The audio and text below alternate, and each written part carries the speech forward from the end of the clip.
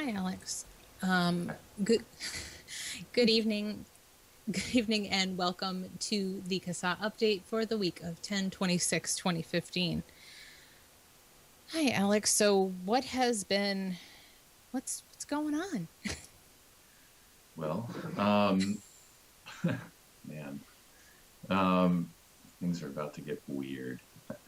Anyway, we'll get to Yeah, that, and I'm not gonna offer up I know. a I'm not bunch of either. specifics because I don't really know them. But right off the top, I will say just a couple of things. Or was it whatever? We put out. I had to go back and see that I didn't talk about this last week, but Okay. we sort of updated the call to action for Pennsylvania last week.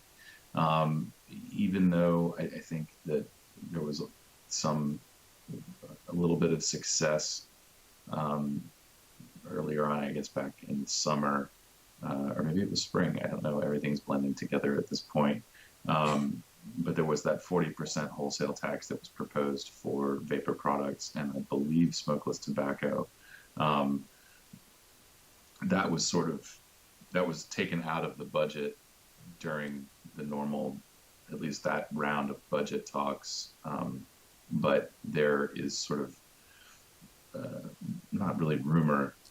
It's a little bit more substantial than rumor, but the 40% wholesale tax is still very much on the lips of the governor and lawmakers in Pennsylvania. So we have updated our call to action for Pennsylvania. And even if you participated last time and you live in Pennsylvania, please go ahead and send another email to your lawmakers. So that's up and active right now. It's Tom Um, grasping for funds. yeah, Tom Wolf wants to pay for schools. I think that's the deal. You know what? Alex, okay, I'm not going to cut. This is an update, so I'm not going to cut. Here's the thing. I would first like the state of Pennsylvania to show me where all of this money from the lottery that was supposed to go towards education and the elderly, I would like that accounted for first before he latches another BS tax onto things under the guise of this is for education when it's really not, because the state of Pennsylvania went and they gambled the teachers' retirement incomes basically in the stock market and they lost it all. And now all the school districts are having to pay that up. And you know how they're making it up? Well, they're raising property taxes. I have yet to see in any of these school budgets where anybody has published the wonderful funds that they have gotten out of the lottery. So they're proposing these taxes under fabrications, and none of it's going where they say it's going to go. So I just don't get more tax. Yeah, if I remember correctly, the joke in Pennsylvania was how many roads that the state has to maintain. I remember a quote from somebody saying, "I don't think Pennsylvania's ever seen a road that it doesn't like." Um, and it really does. I don't know what the actual statistics are, but I think Pennsylvania may be the original kind of road to nowhere state that there actually is literally marked on a map road to nowhere. And I lived in Lancaster for several years, so I watched my property taxes go through the roof as well, which made it a little bit more difficult to sell my house. So thanks for that. That's not necessarily Tom Wolf's fault, but And most of yeah, the roads here are horrific. yeah, they are. It's a stark contrast when you come from any other state into Pennsylvania. Um, so yeah, You- good times. Oh, sorry, I didn't mean to interrupt. I'll be quiet now. that's That's okay. okay. It's hard to justify taxes in any case. Yeah, especially on these products. But I think people may not know this, and it may be one of those things that's sort of quietly talked about around the vaping campfire. But Pennsylvania does not have a state tax on smokeless tobacco, from what I understand, Yep. and I think that that's fairly credited a lot to the efforts of Bill Godshall. Oh, gotcha. And I think he was probably somewhat influential again this year in keeping this tax off of vapor products and smokeless tobacco. So, credit where credit is due. Yeah, I've got to say, I mean, somebody who turns up time and time and again, and speaks to them while dressed in a suit, while they might not always be dressed in a suit, and does it every single time is he's pretty persuasive with what he does. I have to give him credit for that. Yeah, he's nothing if not consistent and knowledgeable about what's going on, and very assertive. It's nice to see Bill get out there and fight. So anyway, Pennsylvania residents, please take advantage of our call to action and send your lawmakers a message. And then there's sort of a whole slew of local stuff. A lot of this I'm not even going to get to as far as issuing calls to actions. Some of these are sort of past. A lot of this has already happened. But I know you have this list that you handed off that we were going to possibly talk about here. Yeah. I did find out where Ingham County, that's Michigan. Okay. And that was one of these. They had already had a public hearing. But a lot of this stuff is.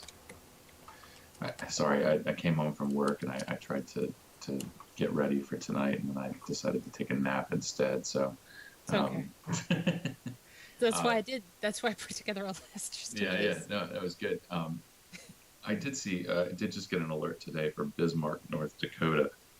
And this is a topic that we haven't addressed a whole lot. I know that there have been a few municipalities, we've issued calls to action for these licensing type ordinances, and I think there was one of these that was in the list that you gave me.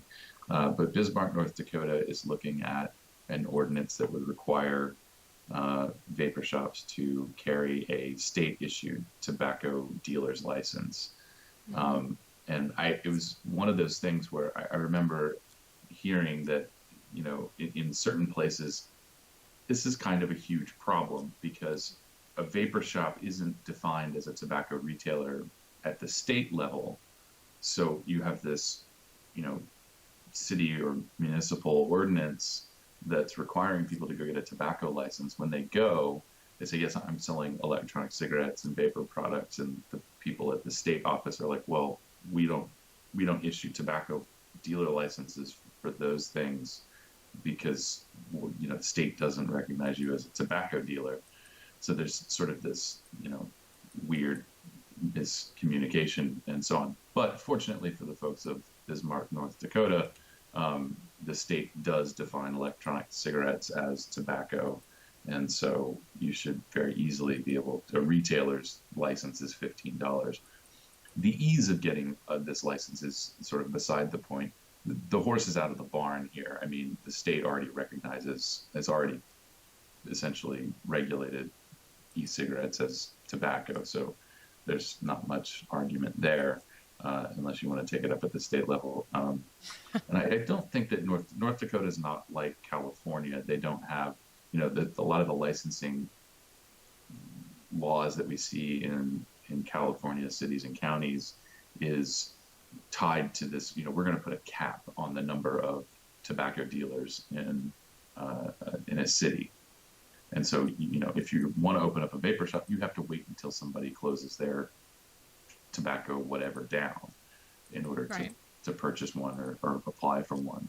And they're just that's that density thing, where they just basically want to thin the herd and protect the children from too many tobacco sellers. And unfortunately in California, that means, everywhere, basically any convenience store that sells cigarettes has to have a tobacco dealer's license. And so when these ordinances pop up, basically they set it at the current number of licenses. So it's sort of a de facto ban on new vapor shops opening up. which, essentially hands the advantage to the people already selling cigarettes. For those of you who already know this, I'm sorry for rehashing all of this, but we occasionally get some new listeners that may not understand all of the other areas where these ordinances are troubling. It's not, we give a lot of attention to use bans and taxes, but there's certainly a lot more dimensions to this that can seem, they can kind of sneak up on everybody. And it's actually a little bit difficult for us to effectively, as consumers, I think, join in that conversation about licensing, because that's, the direct effect is on retailers. They're the ones that bear the cost. It's just, we have to worry about access. So it's, we're not actually throwing dollar signs around as consumers. But that's kind of my thoughts on why that's a little difficult for us to jump onto. So anyway, so Bismarck, North Dakota, and there was another one in your list that was looking at that. I think that was Ingham County. Yeah, Ingham County, Michigan, which I believe has part of Lansing in it. Did I get that right? I think maybe. I'm not up on geography, so. I'm up on Google Maps, so that's where I get my geography lessons from. It's harder to get stuff like that from DuckDuckGo, but I try. Yeah, so Ingham County has, it looks like a huge chunk of Lansing, if not all of Lansing, Michigan in it. Okay. So, yeah, maybe that deserves some attention, of course. So that's that. The other thing, so I had some, I'm going to skip through all the nitty-gritty details, because all these are, we've got a handful of local stuff here that I'm probably not going to get around to. I guess I could maybe rattle them off at least, so people that live in, I don't know where Harrison is. There's no state tied to Might this, be Michigan. Okay. Harrison, Michigan was where my husband grew up. Okay. So if you live in Harrison, perhaps Michigan, then there's your city council is moving to prohibit vaping at the same places where smoking is banned. And we mentioned Ingham County. If I'm saying that wrong, you can try to correct that in type. Right. And I think those were the two that you sent me. I got another local alert for Mariposa County, California. I haven't read over this ordinance yet, but it's California, so just assume the worst. And I guess the other thing was, I haven't looked into this FTC thing all that much, but that was about marketing, right? Mm-hmm. And this actually, so the thing, and we've talked about this a couple of times. Here's the quote from Senator Durbin. Marketing tactics once used by big tobacco to entice children and teenagers into using their addictive product with fruit and candied flavors and glossy celebrity ads.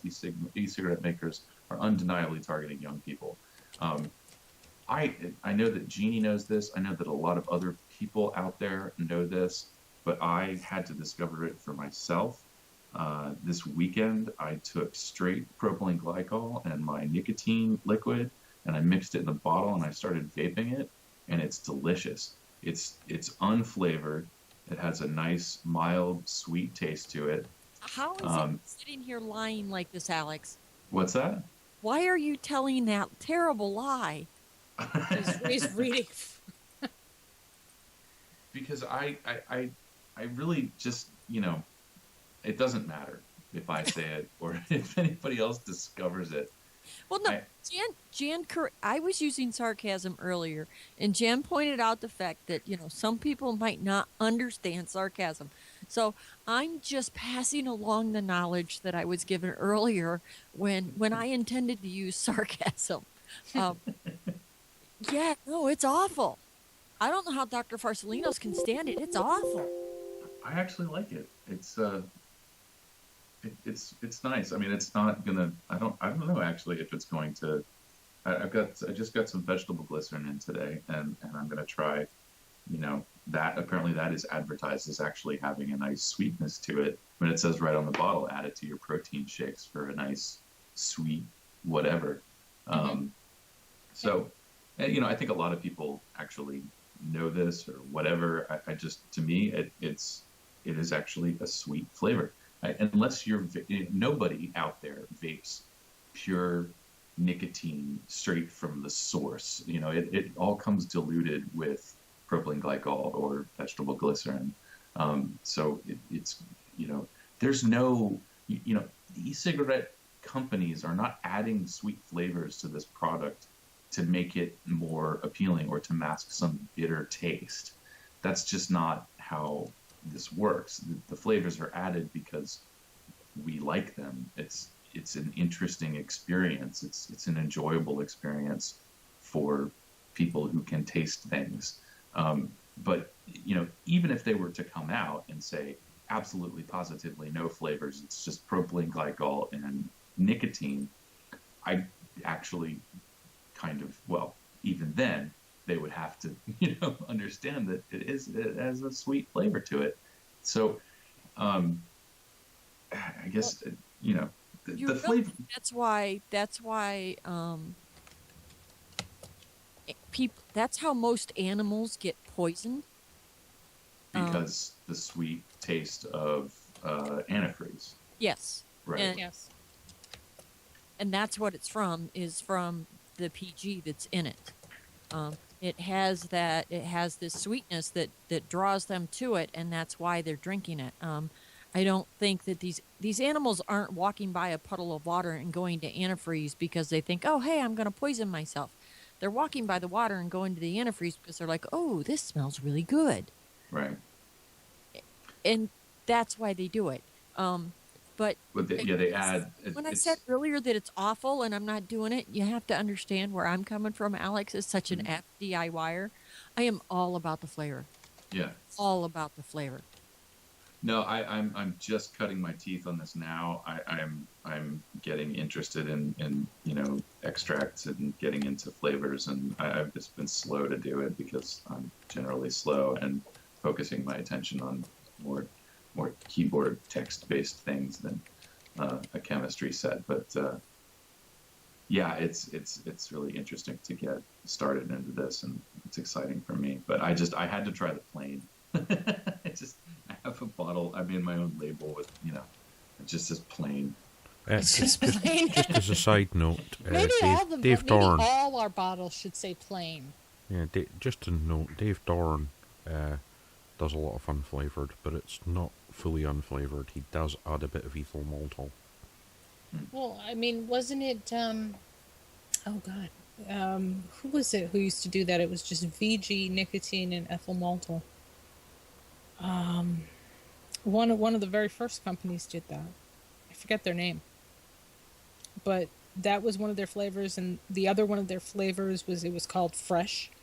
And it was like VG, nicotine, and like a quarter of a menthol crystal. It was very light. Well, I mean, and Dr. Farsalinos does vape unflavored. He's very vocal about that for a long time. He has been vaping unflavored e-liquid for quite a while. Well, yeah, there's kind of that suspected risk that flavors, that the chemicals that make up the flavors might pose. I think I feel like I've heard him talk about that as well. That the flavoring ingredients could fall under avoidable risk category for him. That makes sense, but a lot of people flavor really strongly. I mean, I remembered, wasn't it Kurt Kistler who said 10% or less should be as much as we flavor, with as little as we knew about them. Well, I'm only asking because Jeannie talks to him more than I do. Well, and And that really kind of depends. And the reason I say that is there are some flavoring companies out there that dilute their flavoring so much so, Jan, that 15% of that flavoring is actually only going to have the same amount of flavoring molecules in it as 1 or 2% of another company. So it's kind of a misnomer to stick that out there.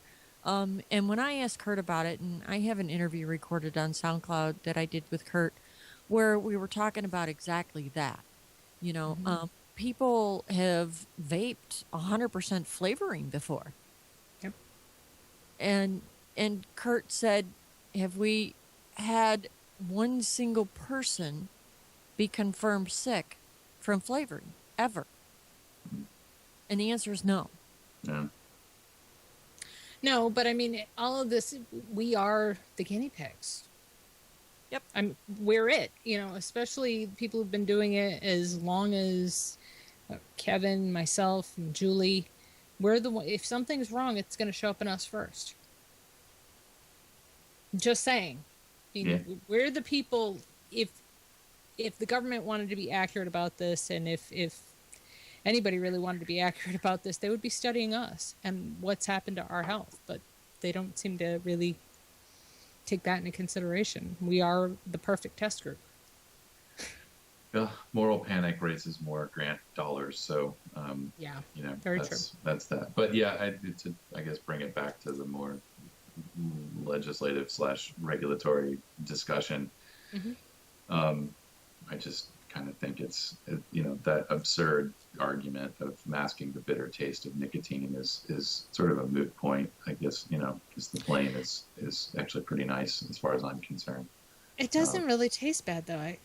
Depending on what kind of nicotine you get, I've noticed some of it tastes a little bit peppery, but it doesn't taste bad. Well, it should. I mean, I'm actually, this isn't peppery enough for me, so I need to maybe boost it up a little bit. Maybe. It's at 30 right now, so. Yeah, and then so this segues into a developing story that will probably be bursting onto the social medias soon. The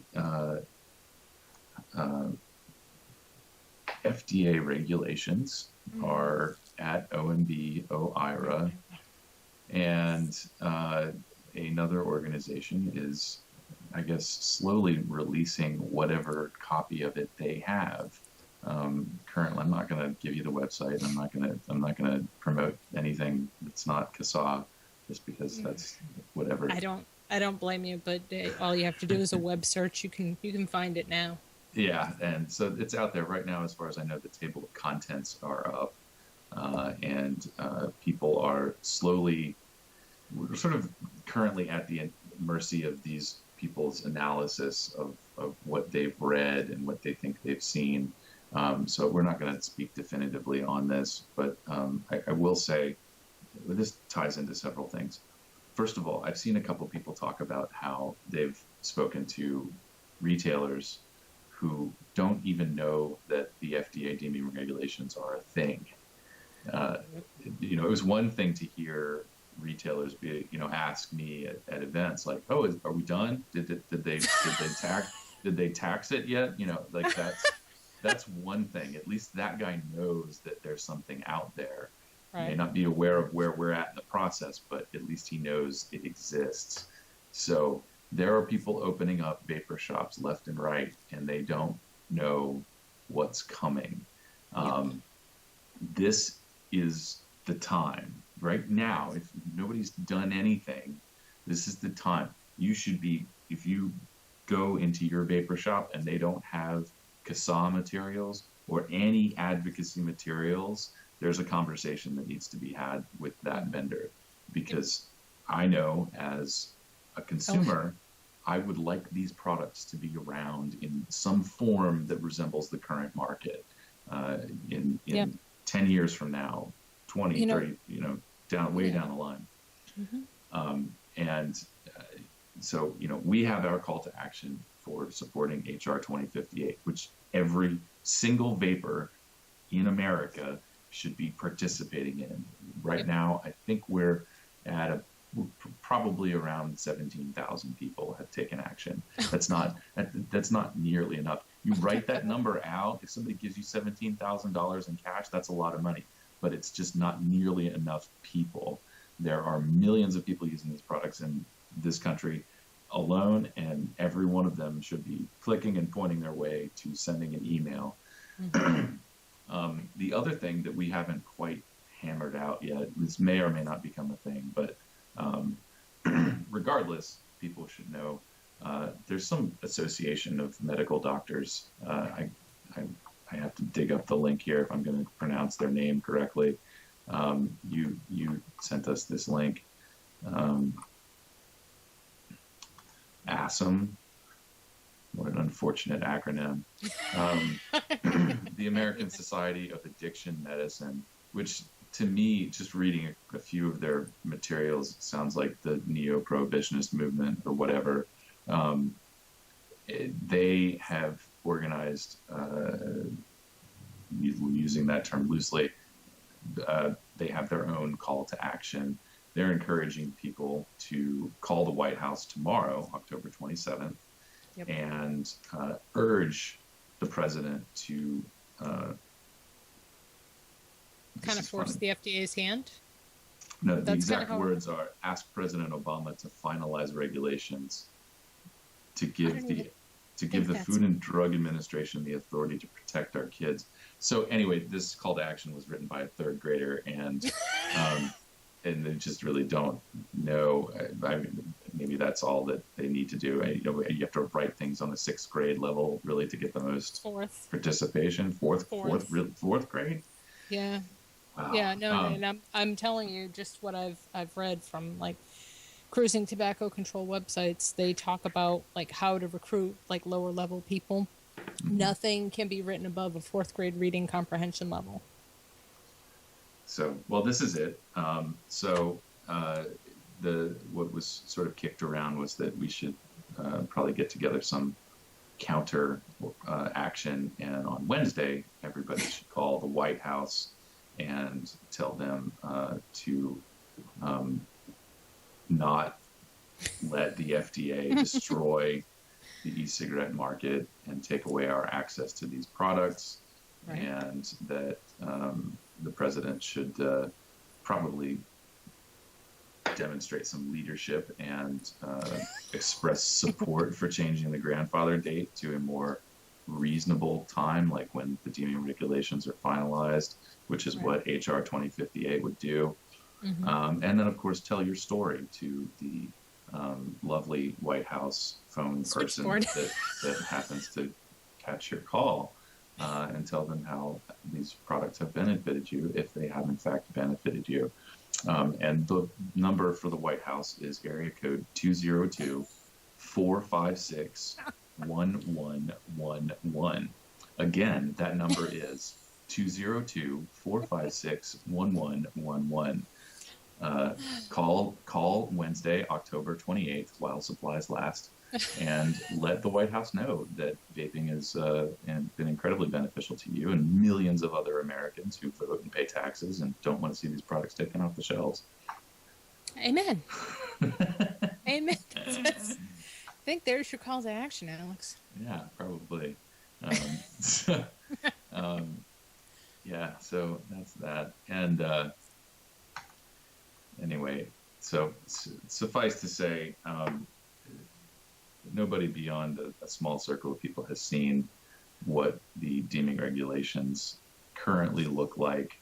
I think it's safe to say, right now we don't have what we want.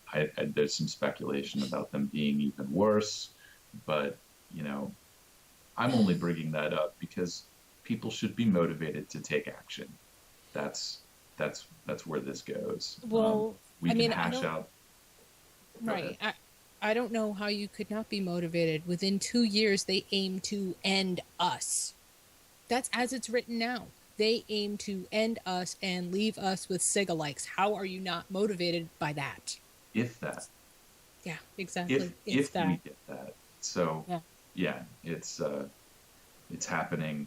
This is real. The vape. Yeah, I had the sunnier, I had the sunnier version of that, Alex, than you. Something's wrong.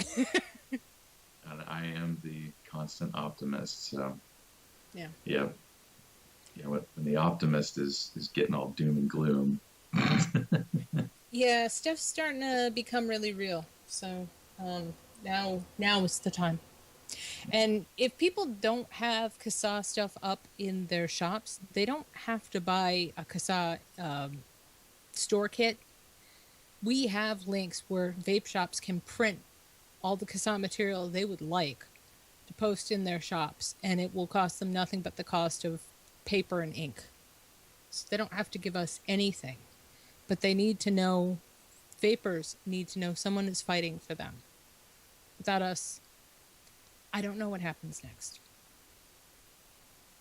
Yeah. Yeah.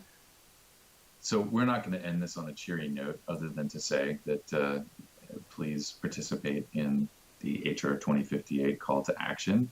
Pester the White House on Wednesday. That'll be fun. Yeah. We can call it Pester the White House Day. No, we can't really. We can't really. Some appeal for harm reduction reason or something. Those are big words, though. I don't know if fourth graders understand that.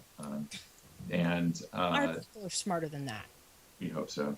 And of course, please submit your testimonial. I'm taking your thunder, Jan, by the way, because I just dropped all the doom and gloom, so I might as well give people something cheerful to do. Good.